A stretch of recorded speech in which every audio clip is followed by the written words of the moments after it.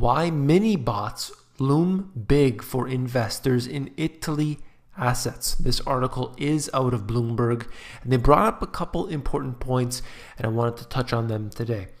Italy's newly ascendant populist party sent jitters across Europe's debt markets by proposing a new class of short-dated government notes that would be created specifically to pay state arrears.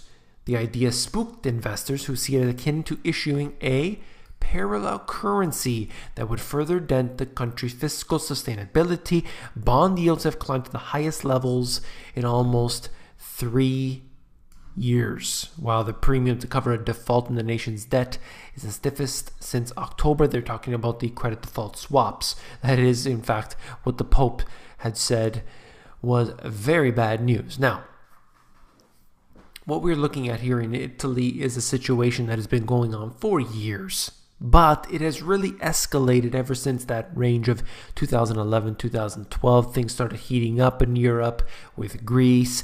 Then there was Spain, and Italy started to look very weak, but they came out there with the ECB and they said, don't worry, we will stop at nothing to make sure that these countries do not need a bailout, do not have any sort of Greece-like scenario happen to them. Now, we have not seen to the levels of Greece yet. However, these countries have been receiving bailouts for years. It's been going on. The newest one is called the CSPP. And the CSPP, for those who don't know, I'm sure if you're regular on this channel, you do know, CSPP is basically the program that they have from the ECB that buys debt of companies. Which companies? Basically all of them. So it's a bailout of corporations all across the EU.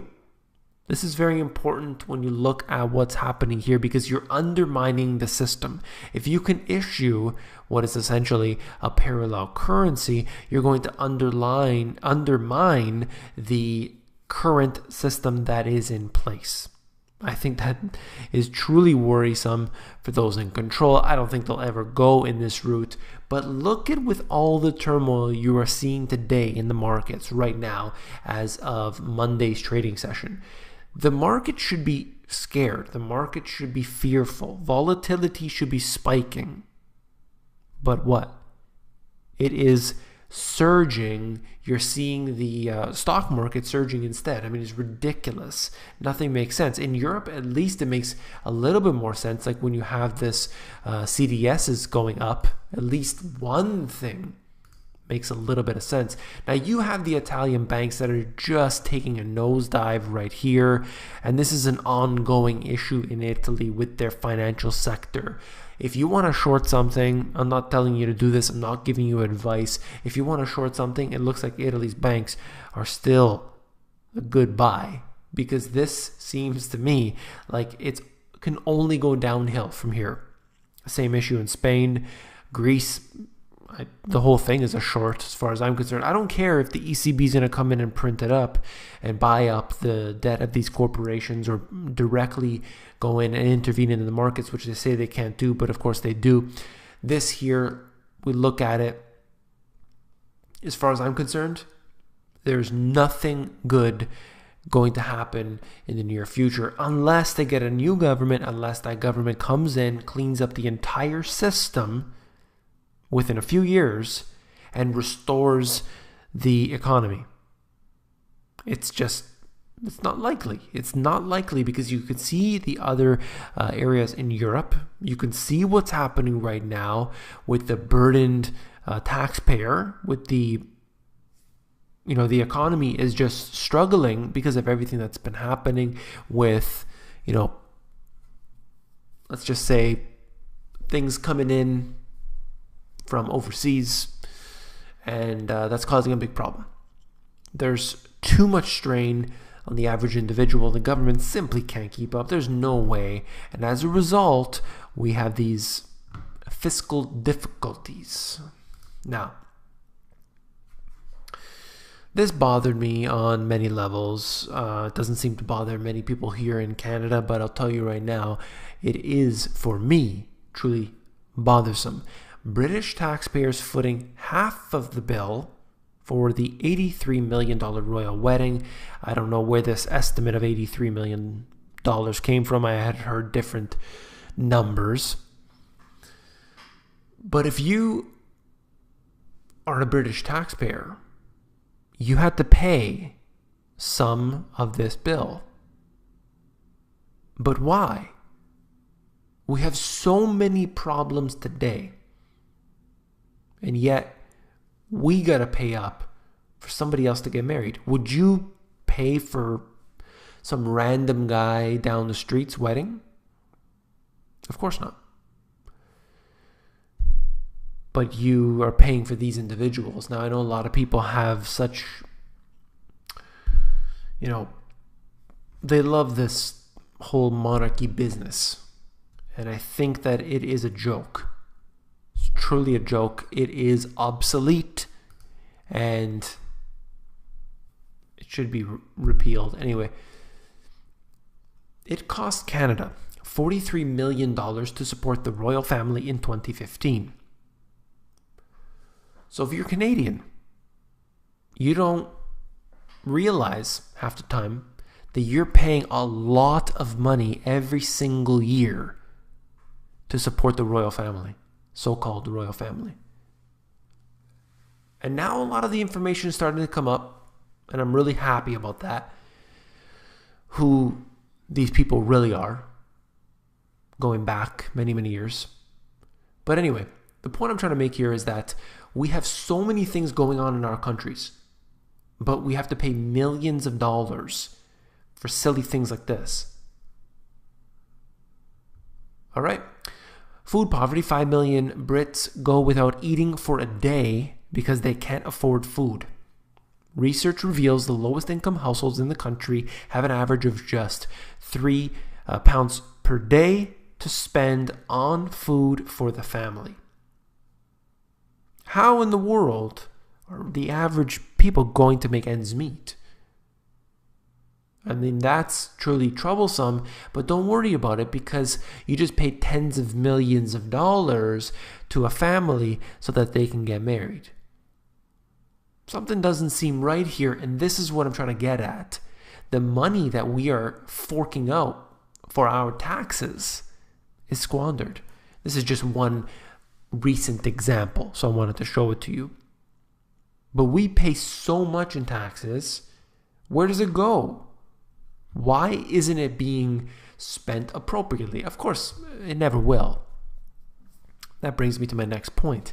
Ownership society percentage of total assets and liabilities held by the wealthiest 1%, the next 9% and the bottom 90%. You could see here, I love to cover this as regularly as I possibly can. All right. Now the bottom 90%, basically everything that they've got is in their principal residence. Everything. And their debt is held right here. You can see 74% of the bottom 90%. It's all debt.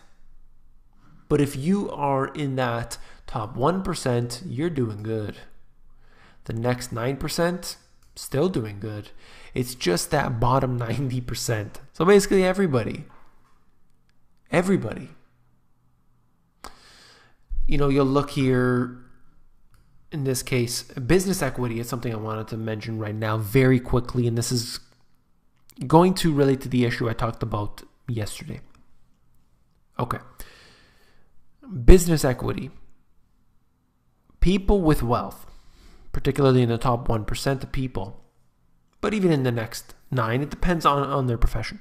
They own businesses and they use their businesses in order to have the minimal amount of taxation and to be able to take advantage of the way business works. Now, if you're in Canada, for example, you pay a 15% corporate tax rate, and there are actually ways to get it lower. Totally legitimate. 15%, perhaps a little less. The average person, you're making good money, so-called good money, let's say $60,000 to $80,000, somewhere in that range there, okay? Good salary. That right there, you'd be taxed at a very high rate. Maybe it's 30%, 40% wherever you're living, right? They immediately have that advantage, and they use business to do that. You don't want to have a salary, you want to have a business. A lot of people don't know about this. I'm going to talk all about it on my new channel. A lot of people don't want to see it on this channel, but you know what? I got to talk about it. I have to get it off my chest because a lot of people don't realize it, how they can save money, how they can make money, and that's it. I'm doing the other channel. I just decided that right now live here. Okay. Debt to GDP and the total debt outstanding. We are looking right here at a few charts from Real Investment Advice. I think it's a great website, but things that I cover regularly, but we're looking at information that is just so important for people to understand. The line at the bottom here, the federal debt, total public debt, you can see where it has gone in years. Over the years, total public debt as a percent of the GDP is the blue line, how it has really spiked up high since the financial crisis. Both of these, in fact. There's no way to ever reduce these, either one of these, unless we have some sort of complete collapse of the system, and that would be great in the fact that we'd be able to sort of get some sense of reality back. Okay, the runaway debt train, the reddish line here, federal debt, total public debt, and the blue line, GDP. Now you can see that it has been declining over the years.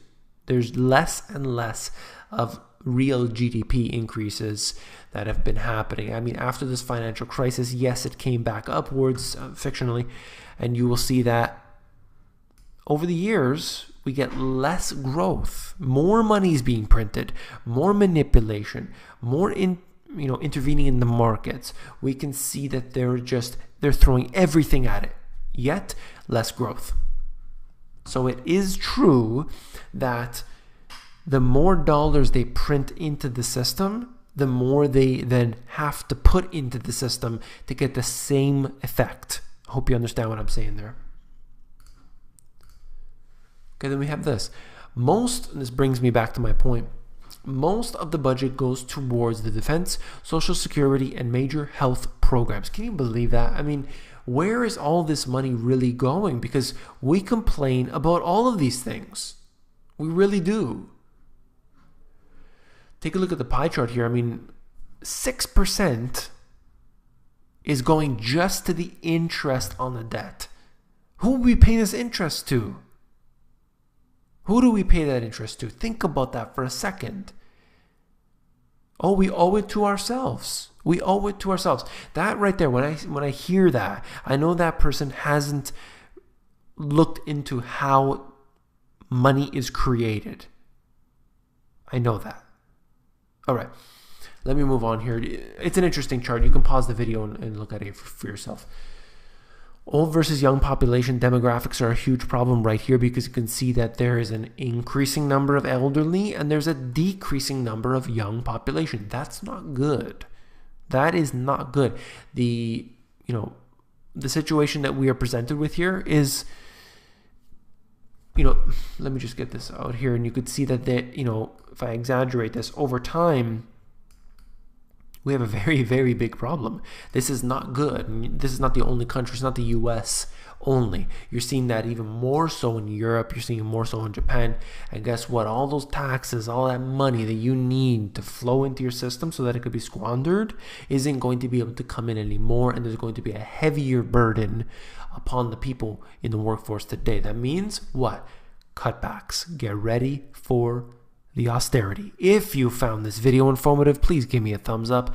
Last but not least, if you found the video informative, I know you will find my books, The Money GPS, and